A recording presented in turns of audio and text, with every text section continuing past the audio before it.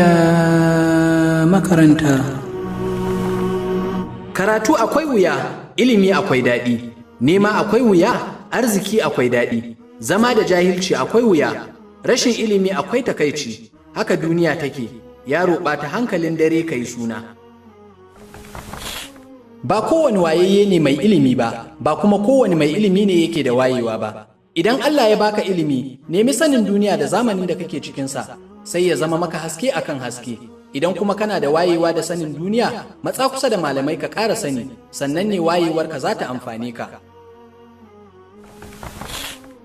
Ilimi ya fi kuɗi, kuma ya fi mulki, kai har lafiya ma ya fi ta. Kuɗi da mulki da lafiya duk suna gushewa, amma ilimi yana nan tare da mai shi ba su rabuwa. Mutane biyu ne suka ci moriyar duniya, wanda ya rubuta abin da ya kamata a karanta da wanda ya aikata abin da ya kamata a rubuta. Ababe uku suna ɗaga darajar mutane uku. Ilimi yana ɗaukaka ƙasƙantacce, tsantseni yana ɗaga darajar mai ilimi, kunya tana ƙara ƙimar 'ya mace.